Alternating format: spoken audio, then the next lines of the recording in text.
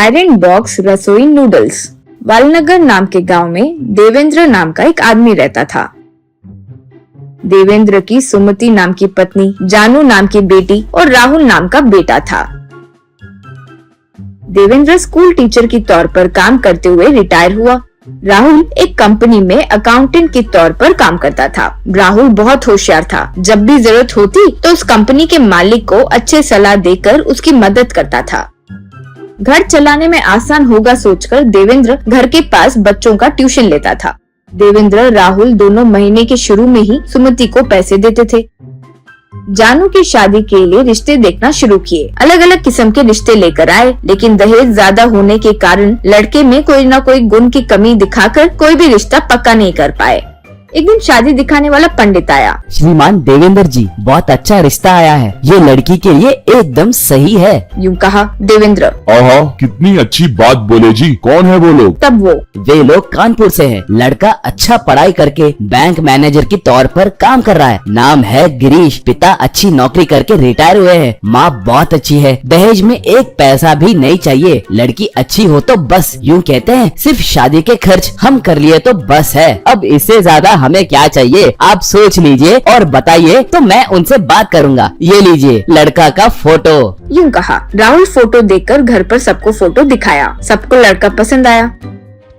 देवेंद्र, सोचने के लिए समय नहीं चाहिए जी। लड़का अच्छा है, आप जाकर रिश्ता आगे बढ़ाइए। यूँ कहा। शादी के रिश्ते वाला पंडित गिरीश के घर जाकर जानू का फोटो दिखाया। उन्हें लड़की बहुत अच्छी लगी। गिरीश की माँ, लड़की लक्ष्मी की जैसी है, हमें मंजूर है। आप मिलाने की बात कीजिए, आगे की बात वहीं कर लेंगे। यूँ बोली। वो ठीक है कहा।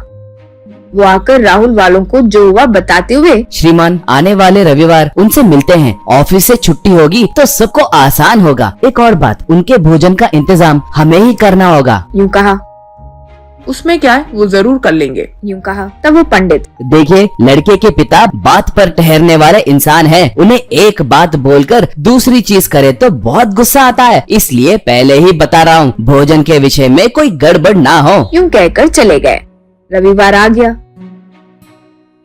जानू की माँ खाना बनाने के लिए स्टव जलाई, लेकिन आग लगकर बुझ गई। वो बार बार जलाने की कोशिश की, लेकिन फायदा नहीं हुआ तो उसे शक हुआ। गैस सिलेंडर चेक की तो पता चला कि गैस खत्म हो गया था। अरे बाप रे, अब क्या करें? गैस खत्म हो गया। लड़के वाले आने में ही होंगे, अब क्या करें? सोचते हुए रसोई से बाहर आकर सबको ये बात बोली। जानू, अरे बाप रे, अब क्या करें? उन्हें भोजन नहीं खिलाए तो हमारी बात से चूक गए, वैसे लगेगा बाहर से लेकर आ जाएं क्या? यूँ बोली। तब पिता, नहीं, वो ठीक नहीं होगा। उन्हें बाहर का खाना बहुत जल्द पता चल जाएगा। तब वो, बाबू राहुल, जाकर एक गैस सिलेंडर लाओ ना। राहुल, आज रविवार है, गैस एजेंसी नहीं रहता ना। सब शांत रहिए, मैं कुछ सोचता हूँ। यूँ कहा। कुछ देर में लड़के वाले आ गए। दोनों परिवार मिले। राहुल गिरीश के पिता से, सर हम पूरे हफ्ते मामूली खाना खाते हैं, लेकिन रविवार नूडल्स खाते हैं, इसलिए आप लोगों के लिए भी नूडल्स बनाए हैं। आपको कोई परेशानी तो नहीं है ना? तब वो, आप लोगों का कॉन्सेप्ट तो बहुत अच्छा है। हमें भी भोजन खाकर बोर हो गया है। हमें नूडल्स चाहिए बेटा। यूँ कहा। राहुल क्या कर रहा है समझ नहीं पाए तो घर वाले हैरानी से देख रहे थे। राहुल, हमारी जानू नूडल्स बहुत अच्छा बनाती है। जानू आओ नूडल्स बनाओ। कहकर उसे बुलाया।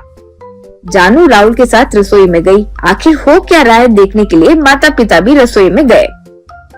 राहुल रसोई में एक इलेक्ट्रिकल आयरन बॉक्स को उल्टा करके ऑन करके उसके ऊपर एक बर्तन रखकर पानी डाला। जानू और बाकी लोग यूं ही देख रहे थे। तब नूडल्स उस बर्तन में डाला। कुछ देर में गरम गरम नूडल्स बन गए। राहुल के होशियारी से वे सब लोग आश्चर्य में पड़ गए। लड़के वालों को जानू नूडल्स सौंपी। वो खाने के बाद वे सब लोग जानू को बहुत पसंद किए। इस तरह जानू गिरीश की शादी धूमधाम से हो गई।